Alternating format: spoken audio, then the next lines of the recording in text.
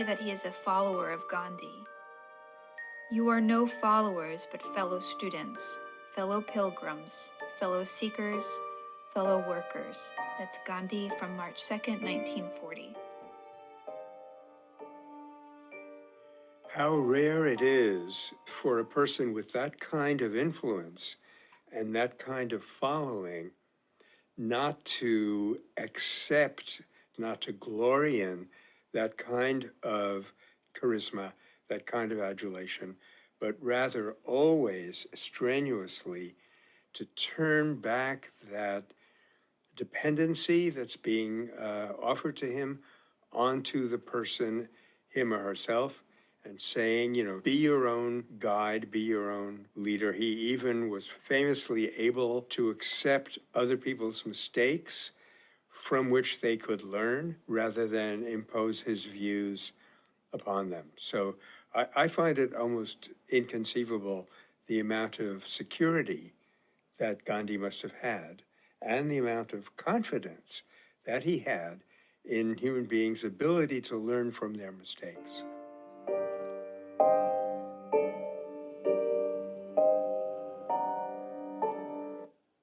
Again, the endless modesty and humility of Mr. Gandhi to not try to take credit for the movement or to control his followers, his students, to completely say, we are all equal here. We're all working on the same thing together. I am just like you. So amazing. And again, just for context, I constantly have to remind myself to sort of look up and look around at the world that I'm in and say, can I imagine a single great leader of a nation doing that right now? And I let you answer that for yourself. And I think of the Tao. In the Tao Te Ching, there's some wonderful lines saying essentially that when the master's work is done in helping people to grow and helping to shape the world around them, when the master's work is done, the people look around and say, hey, we did it for ourselves. Because they have this invisible guiding hand, this invisible quality of helping everybody uplift themselves. That's the sign of a good teacher, a good leader. And the Buddha makes a statement like that as well. He says, be a lamp unto yourself. Be your own light, your own source of light. Figure this out on your own. Find this from the inside. Don't follow me on the outside. And that's such an important teaching, because that's how this movement can progress. When we all find that quality inside us, that same quality that Gandhi found when he was following people that he looked up to. And we continue to move forward as we all become that lamp unto ourselves.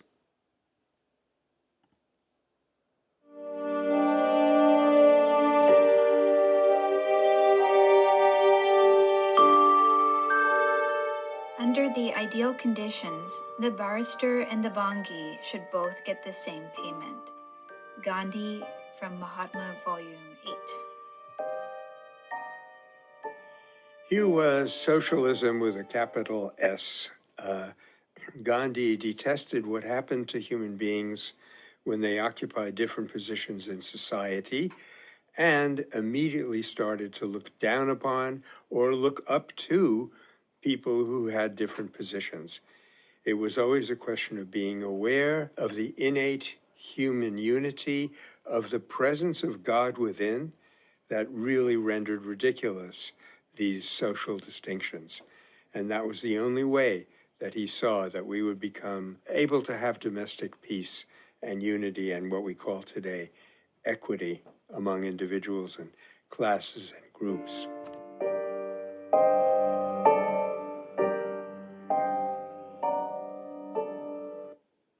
Another thing I am wholeheartedly in agreement with, when people come to my clinic and they would hear that I'm working for free or working for a donation, and they'd say, well, how much do I donate? And I'd say, when people would press, that an hour of my work is worth an hour of your work. So however much you would expect to be paid, feel free to give me that. And so a very wealthy person would come and donate more. although wealthy people historically donated less than even the lowliest, least paid farmer's assistant, but that's a separate discussion. And then the people who made very little, I would be happy to treat them for free, or I would have people come, especially when I was living in Costa Rica, and they would trade treatments for a block of food, or they'd make me breakfast and bring it by. And so to recognize that we're all the same, that nobody deserves more for an hour of their labor than somebody else, that we need to recognize that as humans, our efforts should be prized. Nobody should be looked down on because of the work that they do, because everything that we're doing is essential. And if we can help to rise up, and if we can help lift each other up, then the world becomes much more equitable, safe, and there's a lot less suffering.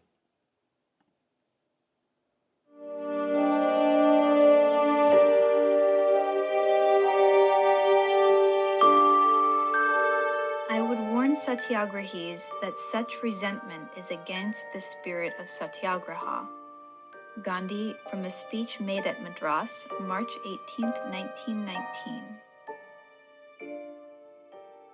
This was only 3 or 4 years after Gandhi's return to India from South Africa, where he had already learned that the quality of one's mental state, the emotions with which one addresses, especially one's attitude towards opponents, matters everything in terms of the success of one's actions. And he, would famously later on in the 20s call off a movement because violence erupted. But here he's looking even deeper and not wanting satyagrahis, that is, volunteers in his movement, to harbor resentment even against people whom we would tend to consider, and maybe rightly, evildoers. Because he was always focused on the damage that would be done to the resenter as well as to the resented.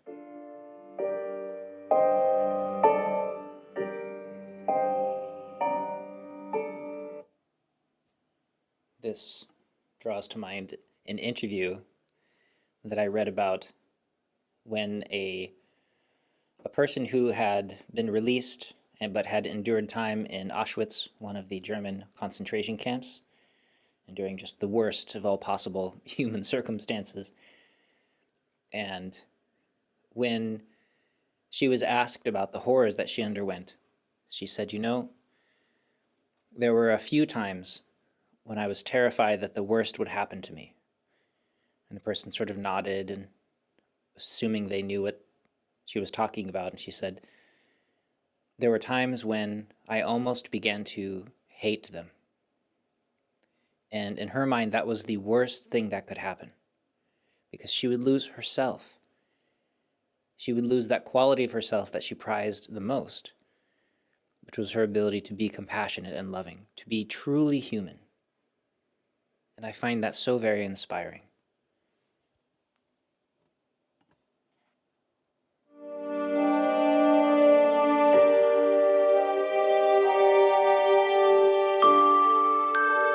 Your difficulty is not numerical inferiority, but the feeling of helplessness that has seized you and the habit of depending on others. Gandhi from Mahatma, Volume 7.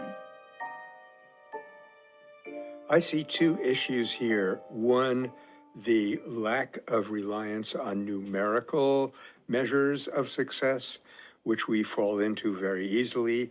Oh boy, we had 100 people for our webinar, a very local example.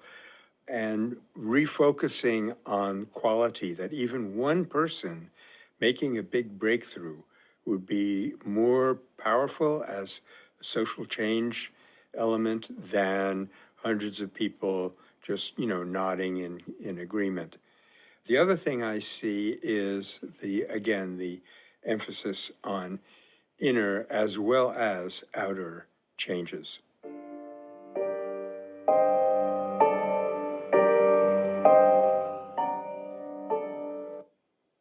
There definitely seems to be a place to emphasize quality over quantity, that even if we can help somebody grow, another person come to understand what's happening, to deeply learn about peace and nonviolence and the possibilities of that as part of an activist movement, as a global transformation. Perhaps this video can reach out and touch 1 million people and everyone hears about it and goes, huh, that's interesting, and then walks away, versus a single person genuinely being touched by this data, by these stories from Gandhi and from Michael, and that one person looking at their lives and saying, oh, I can do this differently, and genuinely transforming. To me, one is worth a lot more than the other. And if we can emphasize that sense of depth, genuinely taking the time to reach out to somebody, to help them feel differently, to help them heal, rather than being concerned about whether or not we're having instant global transformation. It's a misunderstanding of, in my opinion, the way that the world works, the way that this interconnection, this wholeness of humanity works. Reach deeper, help more people wake up to this quality, and of course, find that within yourself.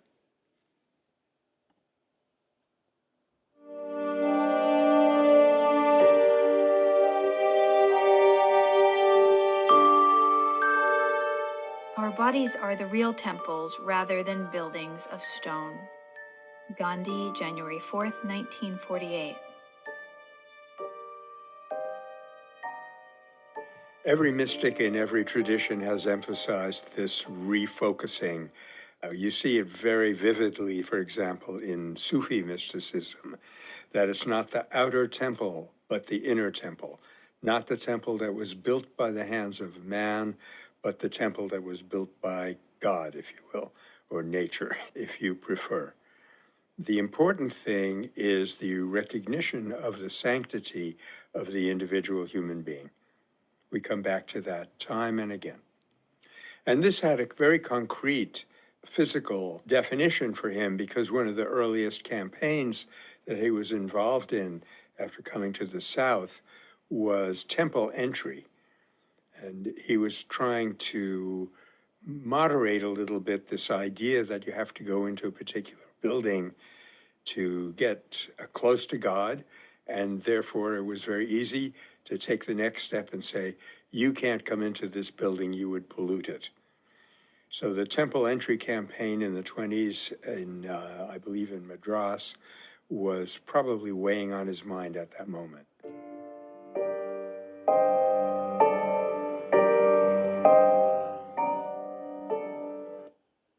Throughout history, within human life, we tend to develop people that want to be the source of power for something. It's just another kind of greed, another kind of need to control. Really, it's another form of violence. When people become gatekeepers to the sacred, gatekeepers to the mystical or the deep qualities of humanity, that in order essentially to reach your deeper qualities of self, you have to go through me. And I see that within teachers and authors and gurus and in churches everywhere. And it becomes a deep issue because it convinces people somehow that they're disconnected from the very qualities of their lives that they are the closest to. The most intimate qualities of our lives are those things that we seem to be hunting for in sacred spaces.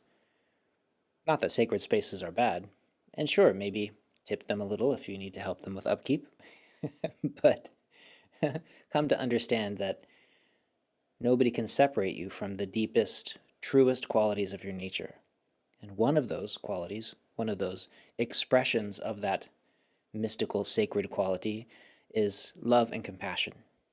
So by seeking that out and expressing that in your life, not only is it healing to yourself and your community, but it's a pathway inward toward the most important qualities, in my opinion, that we can find in our lives.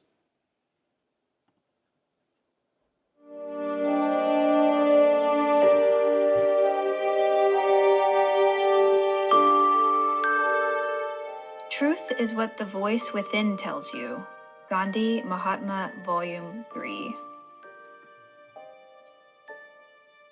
Now, there's an important precaution what we have to adopt while accepting this truth, and that is that we have to be able to to be able to hear the voice within. And usually it's the clamor of external influences and inner conditioning that prevent us from hearing that voice. However, it's probably preferable, as he believed, to even go by the closest we can come to what we think is our inner voice and learn from our mistakes rather than look to outside influences for our view of life and what is right and what's wrong.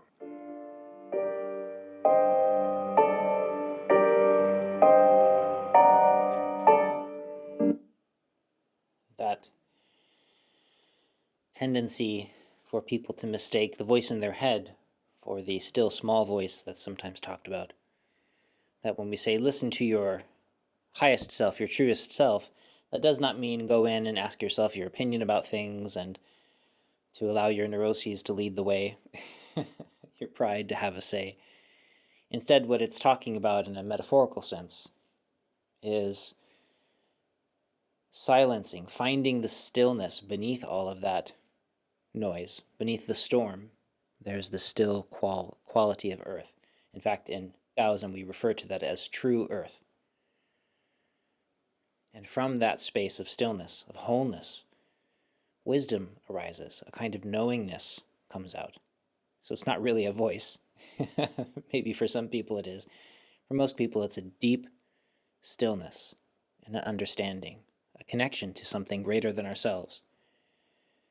That's where truth arises from, rather than the voice in their head repeating something that somebody else said, or being lost in fears and compelled by strong emotion. Instead, seek stillness. Begin within, and then uncover the truth that's lying there.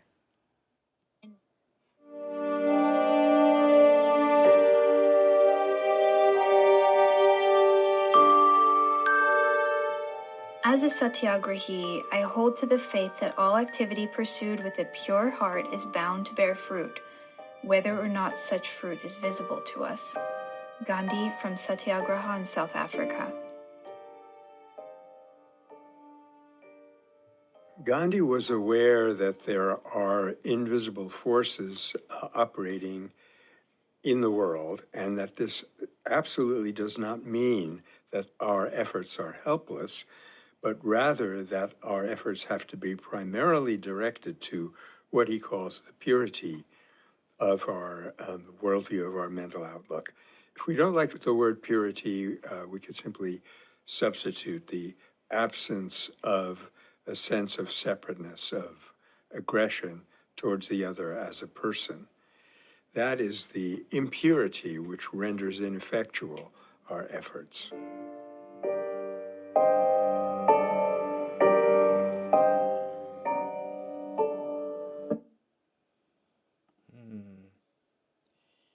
That quality again, to recognize that deep sense of love and compassion that rises from stillness, from freedom, from a kind of deep vulnerability and a willingness to see other people as human. Recognizing that the movements that arise out of that space are naturally wholesome, naturally free from ego and from our vices and our fears, and instead come out into the world with a kind of purity, with a kind of lightness that by its own nature, when it touches the world, it ripples outward, makes the world a better place, even if a little bit at a time. And that's very different than going out and just doing good works, donating to the person who needs it, or working at that charity, or doing that work that needs to happen, even with a frustrated heart. You're still doing good. You're still making the world a better place in clear ways. But there's something special about that quality of light, that quality of freedom that comes from that still small space that when it enters into the world, because it's so rare, it makes a change in the space around you. And I support everybody in finding the opportunity to express that. And then when you do express it, pay attention. Watch the change, because then you can develop a knowledge and an understanding of how effective it is and you'll gain faith, you'll gain confidence in your own work, and then we can move forward more easily and with greater confidence toward making the world a better place.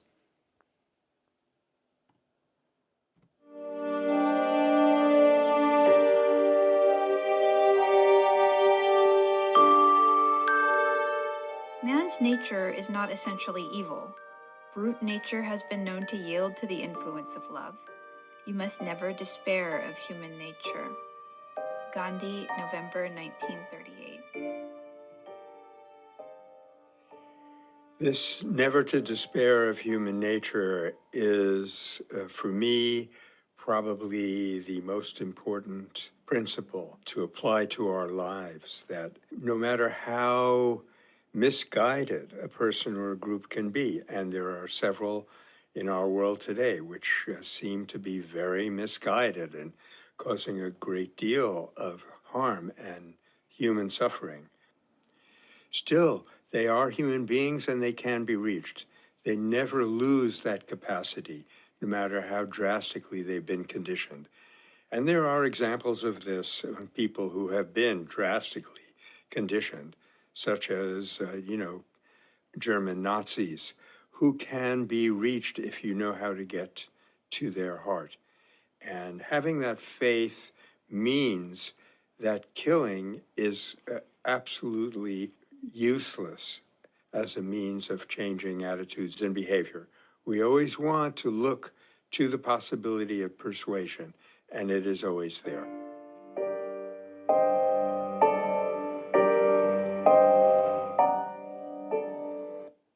And it certainly is a more skillful method in order to allow people to change, allow people to see things differently, to educate, to heal. It's always easier to break something than it is to build it up. That's just a fact of our world. And people are the same. It's easier to break people. It's easier to smash them up, to traumatize them, to leave them wounded, or to try to kill them, than it is to build or rebuild, to heal, to nurture, to help people grow, to build connections. And yet this is the work we have to undertake if we want a better world. It's simply how it is. But fortunately, the work that we're doing doesn't disappear the way that violence causes its own circles to disappear. Corruption destroys its own foundations. And yet these circles of love and compassion, the communities that are being built, they can be dispersed and disbanded, but that quality remains and people continue to learn. And that's where we are now. We're now across the world, there's open discussion of nonviolence and peace work, about trying to allow humans and society to evolve to something better, to the science of nonviolence, by learning to reach out to create a better quality of life for humanity, a better way of living, a better shape and form of humanity, of education, of healing rather than retributive justice.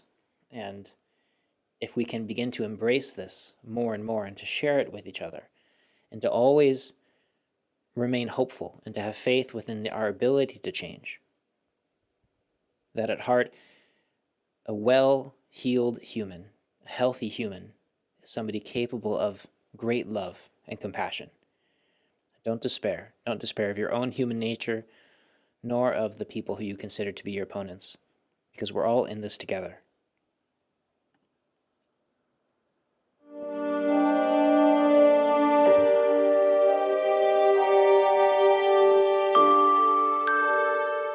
Evolution of democracy is not possible if we are not prepared to hear the other side. Gandhi, from the mind of Mahatma Gandhi. And I would even say from today's vantage point, the loss of democracy happens the minute we are not able to hear the other side. We're seeing this around us all the time. And it's quite important because people tend to think that vote counting equals democracy, and they tend not to look at the quality of human interactions and the quality of human life. But that really is where democracy has to be built, at the cultural, interpersonal, psychological level. From there, the voting arrangements will more or less take care of themselves.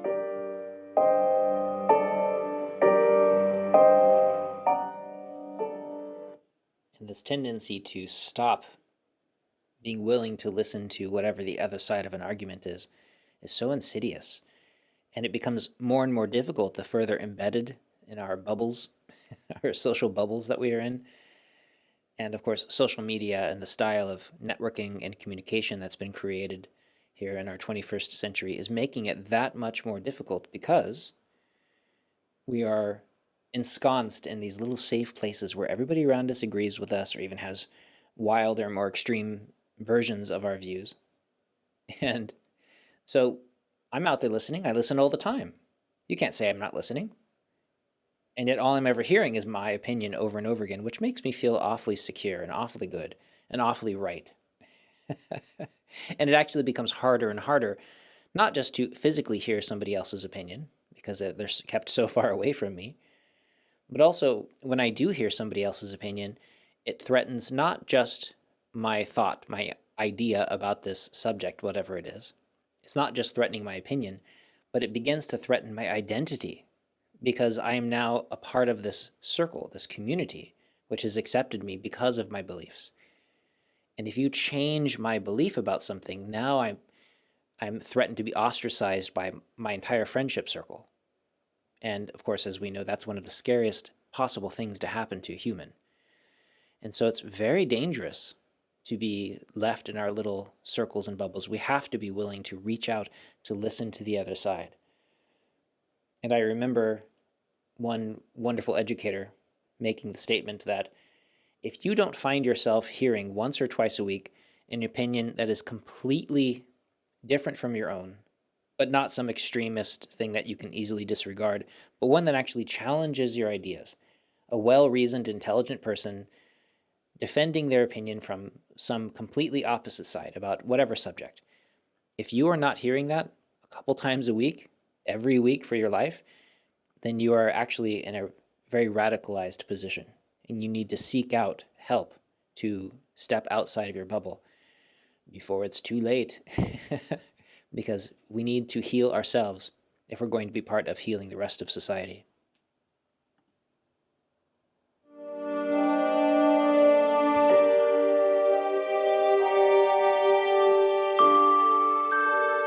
Let every youth take a leaf out of my book and make it a point to account for everything that comes into and goes out of his pocket. Gandhi, from his autobiography, The Story of My Experiments with Truth. Gandhi was, in caste terms, a banya, a business person, a tradesman in his background, and he took from that what he considered to be a very, very good habit of counting for every cent, or in Indian terms, every pai that was donated to him or that came to him or went out from the effort from the community in any way. And it may seem to us to be unnecessarily detail-oriented, unnecessarily punctilious, but it served him very well because he was able to monitor the expenses and the distribution of funds that came to the movement down to the last penny and keep it completely honest on that level. We can see today all around the results of being careless in that area.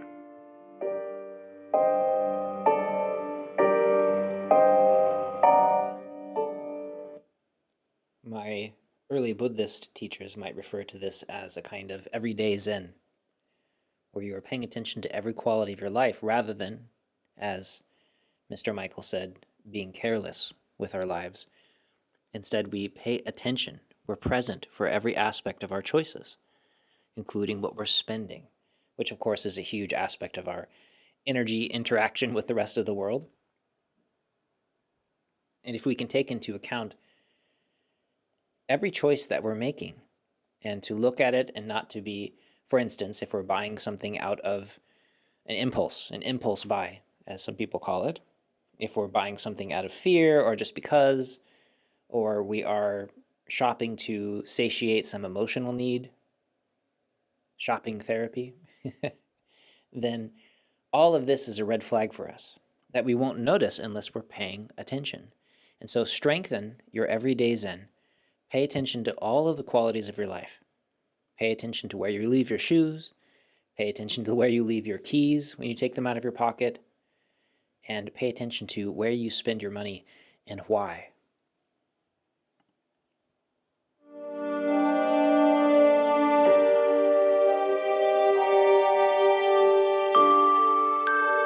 History, then, is a record of an interruption of the course of nature. Soul force, being natural, is not noted in history. Gandhi from Hind Swaraj. I've read Hind Swaraj several times, and this is the sentence that always jumps out at me and always sticks in my mind. We are taught, quote, history, unquote, and it really is the history of conflicts. And this was his earth-shaking insight that conflicts are breakdowns, and there is an even evolution of human community, human understanding, a growth of awareness, so slow that it's imperceptible, and it's going to remain imperceptible if we do nothing but look at the breakdowns of it and not at that evolution itself. I'm happy to say that since Gandhi wrote those words, there are some evolution theorists and some historians which are turning away from this emphasis on disruption and looking to the growth in human interrelationships, human institutions, as a slow, positive development. And so it's good to see that that has changed to that degree since he made that astute observation of the mistakes we were making, which, feels very close to those of us who were educated in the earlier decades.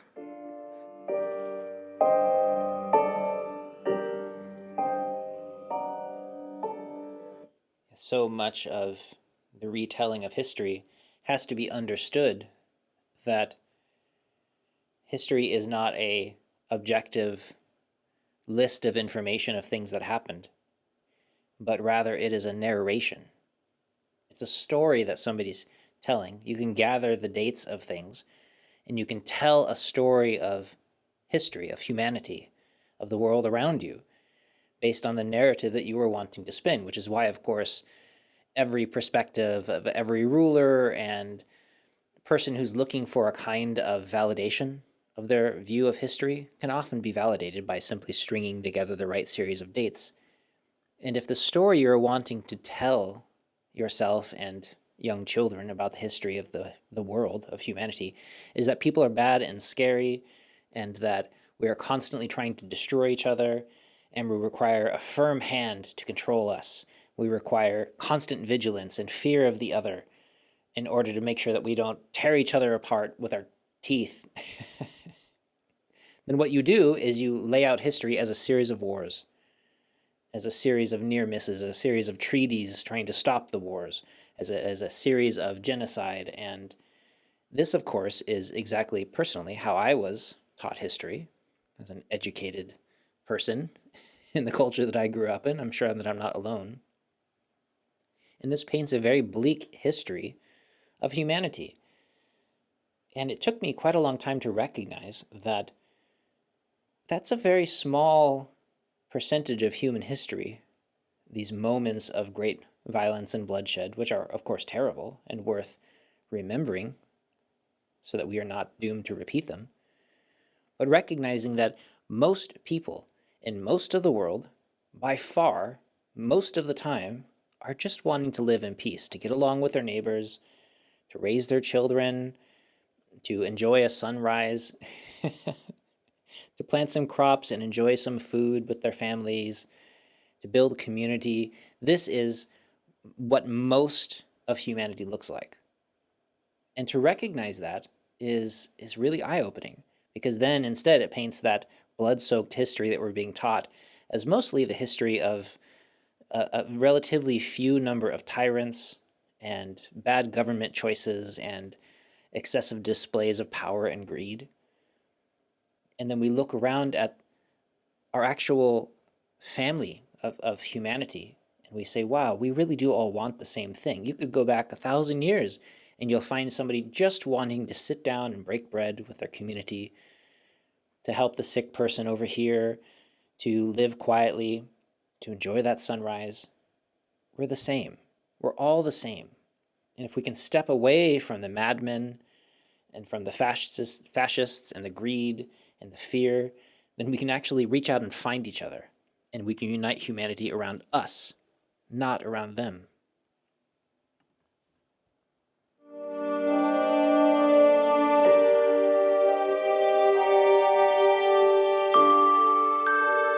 I am clear that whilst this machine age aims at converting men into machines, I am aiming at reinstating man-turned-machine to his original estate. Gandhi from the collected works of Mahatma Gandhi. This is very close to the problem, as I see it, of our modern industrial civilizations, that they have turned away from the goal of facilitating humanity to find itself. I just was reading the works of Eric Weil, a French philosopher, who emphasizes once again that the capacity for nonviolence is the essence of humanity, or as Gandhi would put it, the law of the human being. So to turn away from who we essentially are is almost directly turning toward violence. And perhaps we have here an explanation of why we have so much violence now in the world, which is heavily industrialized. Gandhi, of course, sensed this and did everything he could to stem that tide.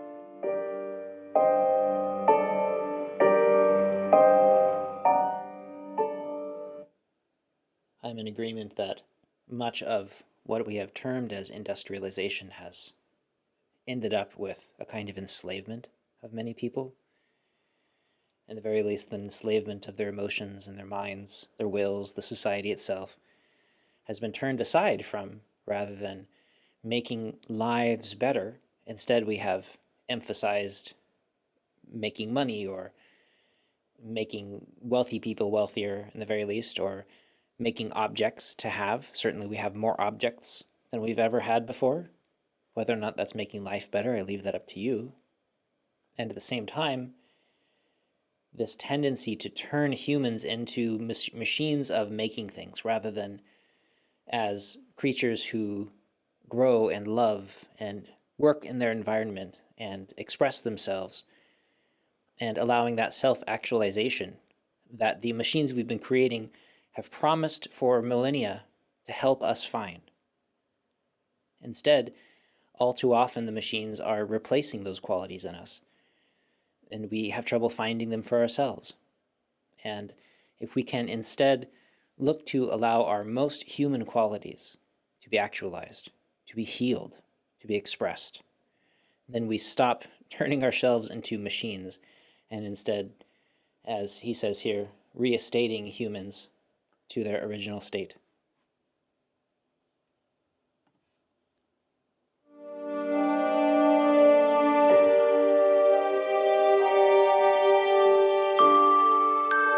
Food must therefore be taken as medicine under proper restraint.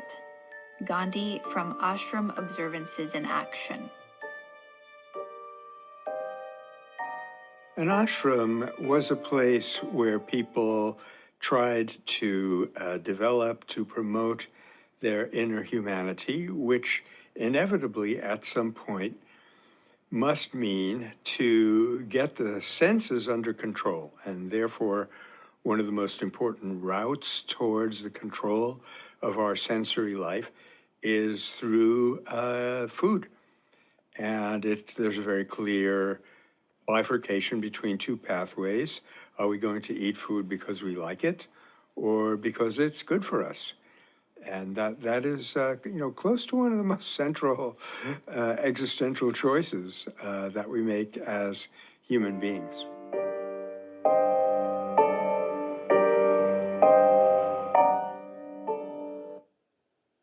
And of course, when we're talking about the things that we consume which make us either healthy or ill, we're not just talking about food as in something tasty that we put into our mouth, but what we see on the internet and the television, what we glean through news, the air that we breathe, the conversations that we have. These are all the things that we draw into us, and we have to make the choice whether or not to find those inputs, that gathering of things which are nourishing and beneficial and healing toward us, or that leave us weaker and more sick and less ourselves than we were before. And so pay attention when you're consuming your news and your social media, when you're watching things on your computer or the television. Please be extra cautious about what you're putting into your mind and into your body, because it does shape who we become.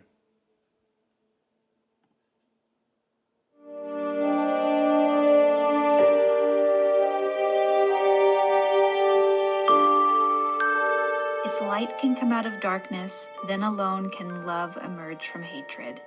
Gandhi, from the mind of Mahatma Gandhi. This proposition, this declaration of Gandhi's was closely shadowed, probably independently, by Martin Luther King, who said, darkness cannot create light, only light can do that. And hatred cannot create love, only love can do that. That's an approximate quote, by the way. And here again, we have this fundamental choice that a human being really has the responsibility and the privilege of making at just about every moment of his or her life, to turn away from separateness and violence and toward community and love.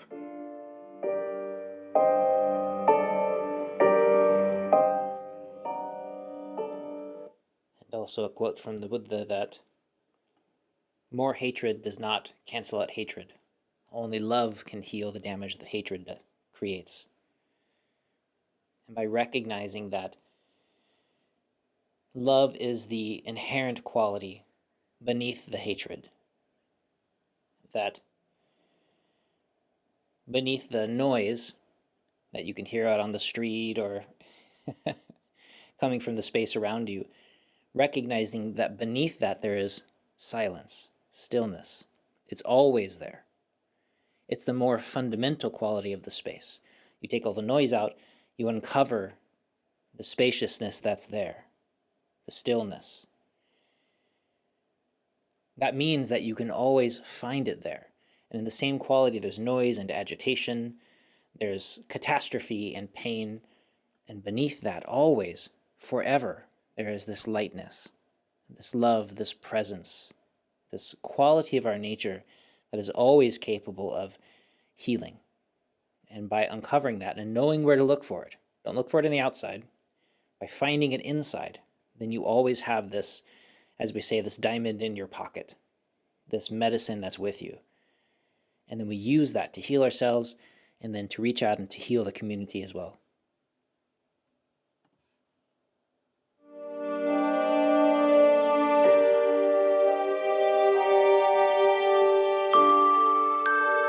You have to magnify your own faults 1,000-fold and shut your eyes to the faults of your neighbors. That is the only way to real progress. Gandhi, from October 26, 1947. While this may sound harsh, it is actually simply a corrective. There's a well-known strategy, shall I say, of coming out balanced, and that is to lean in the opposite direction from extremist tendencies.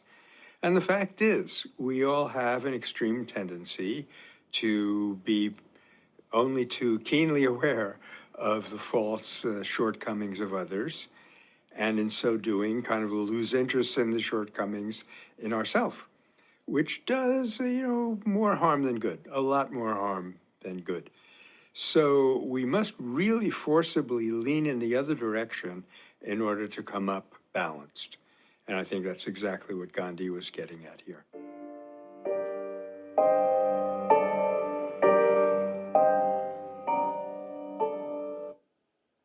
This recognition that we tend to lean in toward the negative.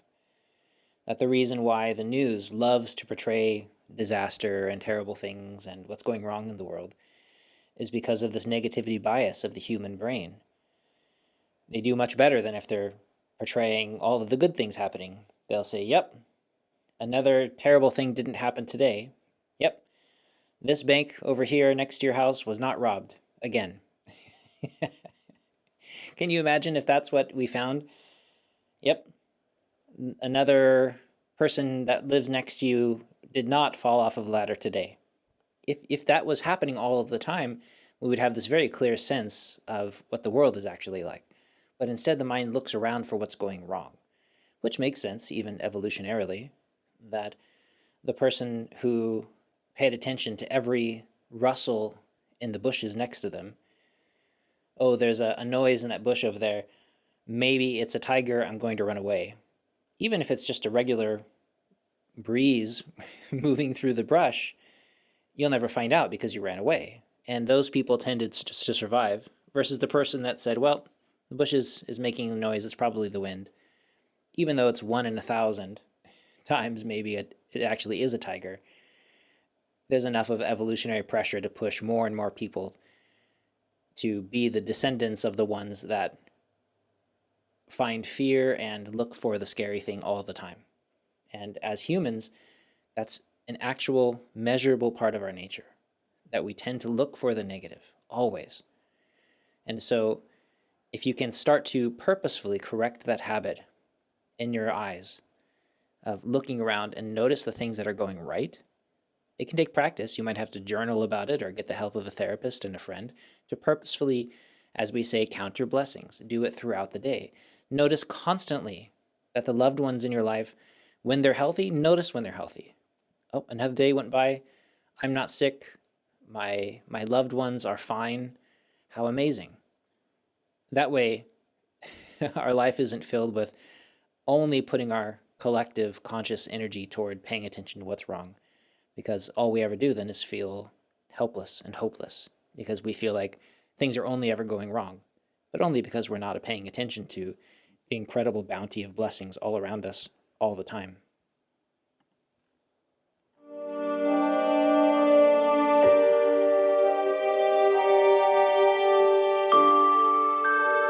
Non-cooperation in an angry atmosphere is an impossibility.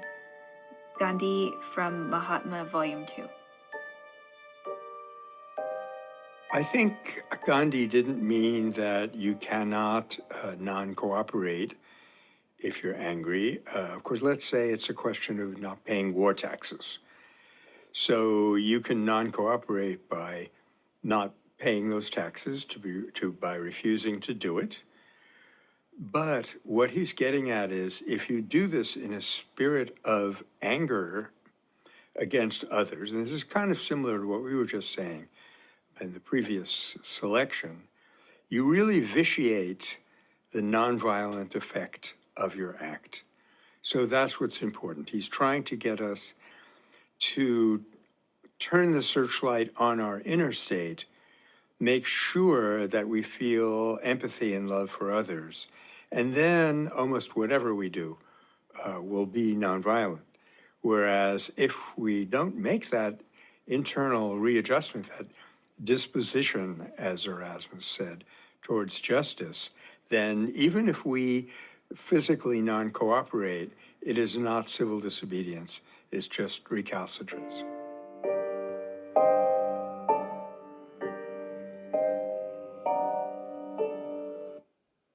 If we are entering into a situation filled with anger and violence, and our goal there is to spread peace and nonviolence and to heal that, but we add to it our own anger and internal violence, certainly, again, I don't want to downplay the fact that maybe you're over there helping feed people who need money or need food, and to give money to people who need money, or you're saving animals who are in a lake of oil or something. You're still doing good, but just recognize that by holding a state of chaos, you're not adding to the quality of peace around you. So you're still doing good, and yet what we want to do is to cultivate even further so that the peace is inside you and that is also radiating out. And I think that that's part of what Gandhi here is recognizing. But please don't feel as though the good works that you have been doing, even when not in a fully peaceful state, don't count. Of course they do. Of course you're making the world a better place. Simply recognize that our aim is even higher, and it's something worth aspiring to.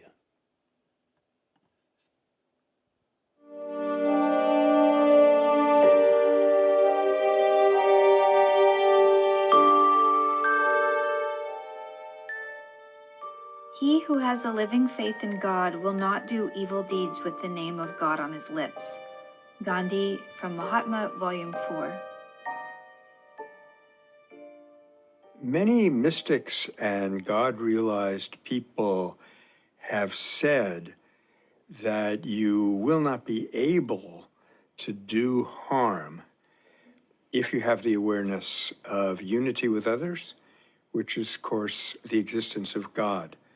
What Gandhi is emphasizing here is that you cannot claim to be God-inspired when you do something wrong, something harmful, unless you have absolutely no awareness of what God really is. And that's important because most of the really egregious evils in this world, if not most, then many, have been done with the sanction of God being claimed.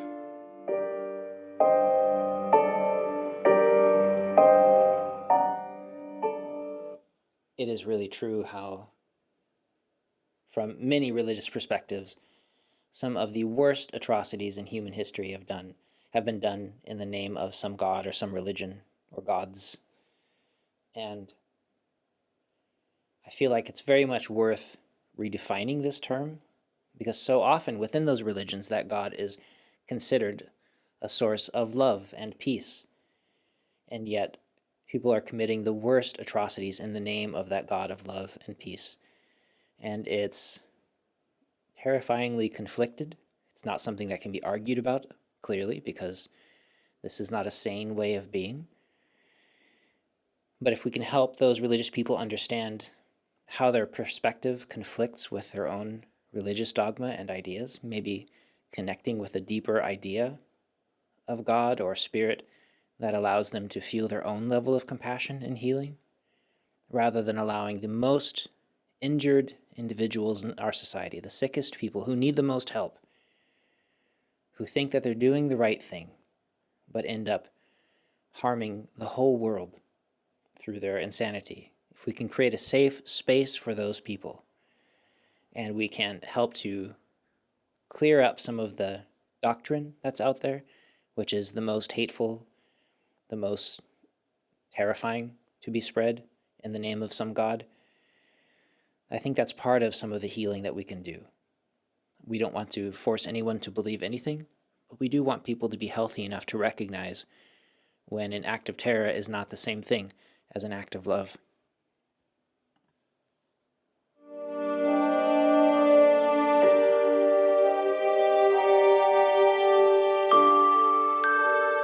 I set a high value on my experiments. Gandhi, from his autobiography, The Story of My Experiments with Truth. It has always seemed to me that this one concept of experimentation rescues Gandhi from any kind of false sense of, quote, moral purity or anything like that. The fact is that we really all ought to be experimenting. That is, we should look carefully at the results of our actions. Ask ourselves, what was my mental state going into that act? What were the circumstances? And what was the result? Most of us, I'm afraid, get pretty set in our ways. We have a set of ideas, we act on those ideas or values, and we're not really paying attention to the results, and in that sense, we're not experimenting. Now, I remember that Kenneth Boulding used to say that there was some kind of very close similarity between nonviolence and science. And this is one way that that similarity shows itself. In science, you don't just say, gravity is such and such. You perform experiments to see what it is. And similarly should be our attitude with this grand experiment of life.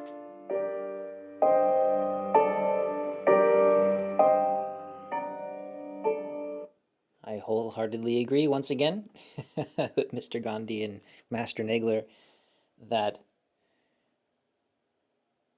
by paying attention to what is actually working for us and what doesn't, especially over a lifetime, we can gain great insight into what's actually happening for us. And I've mentioned before how many times in the clinic I've worked with very powerful people, very quote-unquote successful people, in so many measures of that word, and yet in no single case did I come across people who were contented or even happy. Oftentimes I was helping treat them for depression. They were coming to me for meditation methods to help deal with their grand sense of despair in their lives. And what I wish that they were able to do on their own before asking for help was to look around and say, okay, the reason why I worked so hard in this direction to become this great academic or to become this super wealthy person is because someone when I was young told me this was the way to be happy. This was the way that I could be a good person. And of course they did it. And when they get to the end, they look around and that's not what their life experience is.